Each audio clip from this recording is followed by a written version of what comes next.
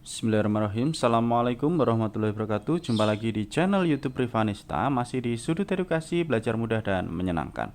Bagaimana kabar adik-adik sekalian, khususnya siswa-siswi kelas 6? Semoga hari ini kita semua dalam keadaan sehat, karena dengan kondisi yang sehat tentunya kita bisa melakukan berbagai kegiatan yang kita inginkan.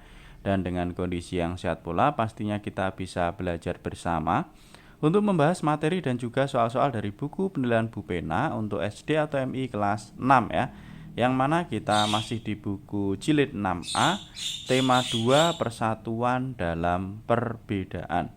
Dan untuk kesempatan kali ini kita akan lanjutkan di subtema 1 ya, pendamping pembelajaran 4 ya. Jadi yang masih ketinggalan bahasan sebelumnya bisa dilihat di playlist Bu Pena kelas 6. Oke adik-adik sekalian, langsung saja ya kita ke pendamping pembelajaran 4 ya, di tema 2 subtema 1 ya, rukun dalam perbedaan. Nah, ini dimulai dari muatan bahasa Indonesia ya, muatan bahasa Indonesia KD 3.4, mengidentifikasi informasi penting suatu teks ya. Jadi di materi sebelumnya ya, pembelajaran sebelumnya itu sudah kita pelajari bagaimana cara menemukan informasi penting suatu teks. Nah, sekarang kita akan belajar bagaimana mengidentifikasi informasi penting tersebut menggunakan kata tanya apa, siapa, di mana, kapan, mengapa, dan bagaimana, atau kita kenal biasanya 5W1H ya. Oke, sekarang adik-adik bisa mengingat kembali ya kegunaan setiap kata tanya tersebut ya. Ini saya ingatkan, misalnya kalau di mana itu biasanya menyatakan tempat ya. Di mana rumah Adi, pasti jawabannya adalah tempat. Kemudian kapan? Nah, kapan itu biasanya menyatakan waktu ya. Kapan ibu berangkat ke Jakarta? Misalnya jawabannya kemarin atau pada hari Senin tanggal. Nah, itu ya contohnya ya. Oke, sekarang di sini ada contoh ya. Peristiwa proklamasi kemerdekaan Indonesia terjadi pada tanggal 17 Agustus 1945. Nah, ini adalah sebuah informasi. Nah, informasi pada kalimat tersebut berupa waktu. Nah, ini ada tanggal 17 Agustus 1945 itu ya, waktu terjadinya ya. Oleh karena itu, kata tanya yang tepat adalah kapan ya. Jadi kalimat tanya yang tepat adalah kapan terjadinya peristiwa proklamasi kemerdekaan Indonesia. Nah, seperti itu ya adik-adik sekalian. Nah, jadi penggunaan kata tanya itu disesuaikan tentunya dengan informasi yang ada. Atau kita buat kata tanya dahulu, nah baru kita tahu nanti informasinya kira-kira tentang apa. Oke, sekarang kita ke ayo berlatih mengidentifikasi informasi penting dari teks. Bacalah teks berikut dengan seksama. Penyebarluasan berita proklamasi. Proklamasi kemerdekaan Indonesia terjadi pada tanggal 17 Agustus 1945.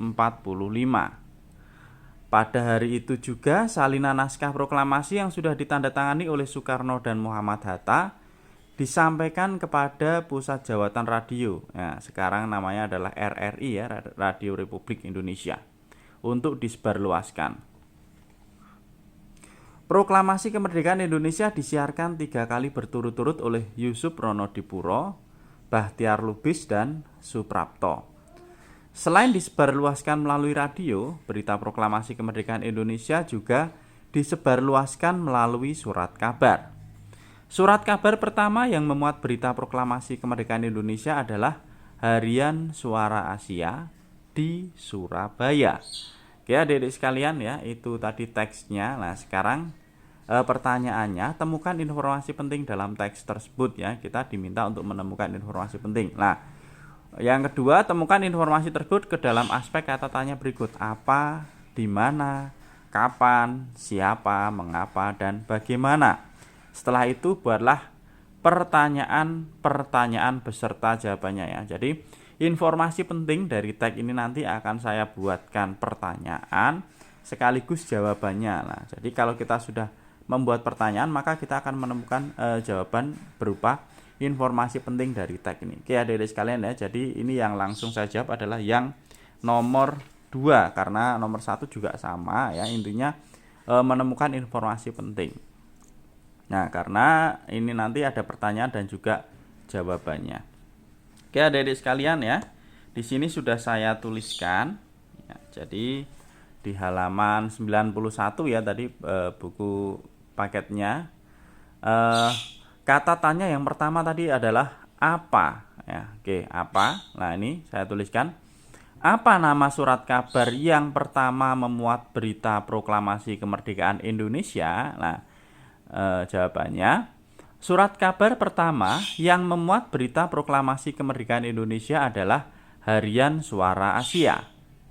Kemudian yang B, di mana ya? Kata-katanya adalah di mana ya. Di mana surat kabar Harian Suara Asia berdiri? Ya, jawabannya, surat kabar Harian Suara Asia berdiri di Surabaya.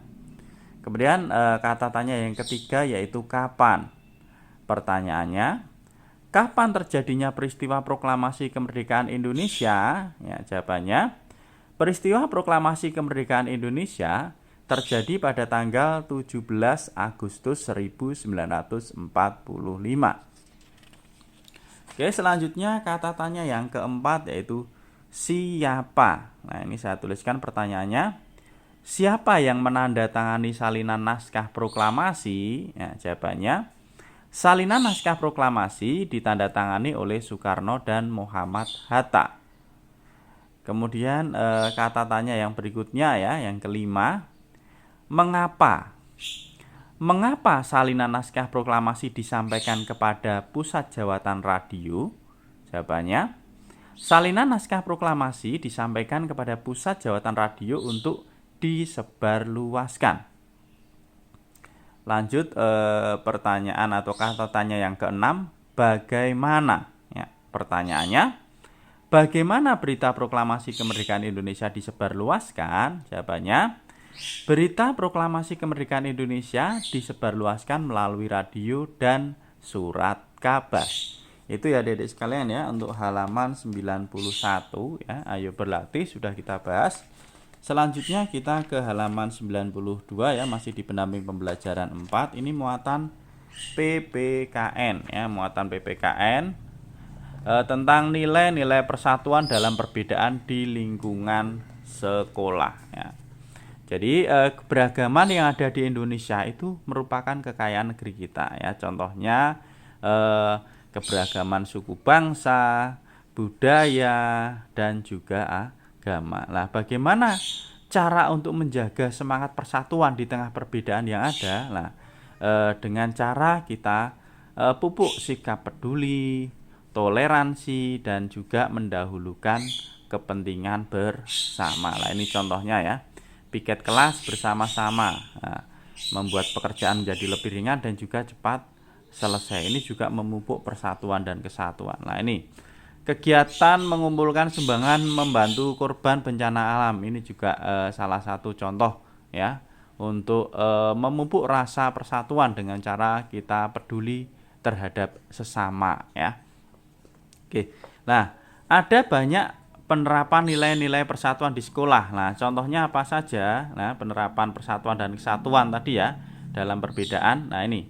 Yang pertama, membantu teman yang kesulitan memahami materi pelajaran. Yang kedua, melakukan piket kelas bersama-sama. Yang ketiga, bermain bersama pada jam istirahat tanpa membeda-bedakan. Dan yang keempat, mengumpulkan sumbangan untuk teman yang terkena musibah. Nah, itu ya cara-cara untuk memupuk persatuan dan kesatuan dalam perbedaan ya di lingkungan sekolah. Nah, manfaatnya kira-kira apa kalau kita sudah menerapkan hal seperti itu? Nah, ini dapat saling membantu jika ada pelajaran yang tidak dimengerti. Nah, itu ya. Jadi kalau kita membantu teman yang kesulitan, nah misalnya kita tidak bisa pelajaran matematika. Nah, kita dibantu teman kita. Sebaliknya kita jago bahasa Inggris lah, kita bisa membantu teman kita yang tidak bisa lah itu ya. Itu akhirnya dapat saling membantu, akhirnya bisa bersama-sama. Kemudian yang kedua, suasana belajar di kelas menjadi nyaman. Yang ketiga, persahabatan semakin erat. Dan yang keempat, membangun kekompakan ketika berolahraga. Itu ya beberapa manfaat jika kita menerapkan nilai persatuan dan dalam perbedaan di sekolah. Selanjutnya di sini ada keterampilan kinerja praktek adik-adik sekalian ya. Jadi diminta membuat kelompok dengan 4 sampai 5 temanmu, lakukan pengamatan tentang kegiatan yang menunjukkan nilai persatuan dalam perbedaan di sekolah. Nah, tuliskan paling sedikit 3 contoh kegiatan yang menunjukkan nilai persatuan dalam perbedaan. Nah, ini saya bantu ya adik-adik sekalian ya untuk yang nomor 3. Kemudian yang nomor 4, tuliskan juga manfaat dari kegiatan tersebut. Nah, setelah itu tuliskan hasil diskusimu di buku dan minta para guru dan simpan hasil diskusi untuk kegiatan muatan PPKN berikutnya ya. Ini ya. Jadi intinya setelah kita berkelompok, kita diminta untuk melakukan pengamatan tentang kegiatan yang menunjukkan nilai persatuan dan kesatuan lah. Setelah kita amati, kita tulis ya 3 contoh kegiatan yang menunjukkan nilai persatuan dalam perbedaan, dan selain melihat 3 contoh, kita juga diminta menuliskan manfaatnya. Oke, untuk yang nomor 3 dan 4 di sini sudah saya tuliskan adik-adik sekalian ya. Jadi yang nomor 3 tadi ini ya. Yang pertama, kegiatan yang menunjukkan persatuan dalam perbedaan itu melakukan piket kelas bersama ya. Ini walaupun berbeda suku, berbeda agama, tetap kita kerjakan bersama ya. Kemudian mengumpulkan sumbangan untuk korban bencana. Yang ketiga, mengerjakan tugas kelompok bersama. Dan yang keempat, bermain bersama teman tanpa membeda-bedakan. Ini ya, diminta 3, saya tuliskan 4 ya adik-adik sekalian. Bisa dipilih 3 saja. Kemudian yang nomor 4 ini tadi manfaatnya ya. Sebenarnya tadi di materi yang sudah saya bacakan juga ada ya adik-adik sekalian, bisa dipilih 3 ya. Ini manfaatnya pekerjaan cepat selesai, mempererat persaudaraan, mempererat persatuan, pekerjaan menjadi cepat selesai. Oh, sama ini ya adik sekalian ya.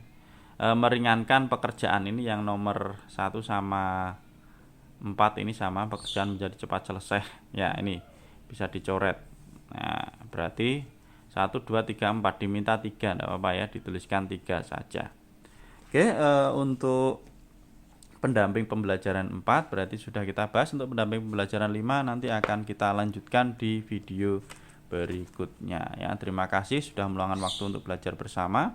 Mohon maaf apabila ada kekurangan. Silahkan pertanyaan atau saran bisa dituliskan di kolom komentar untuk kita diskusikan bersama-sama. Saya rasa cukup sekian dan saya akhiri. Wassalamualaikum warahmatullahi wabarakatuh.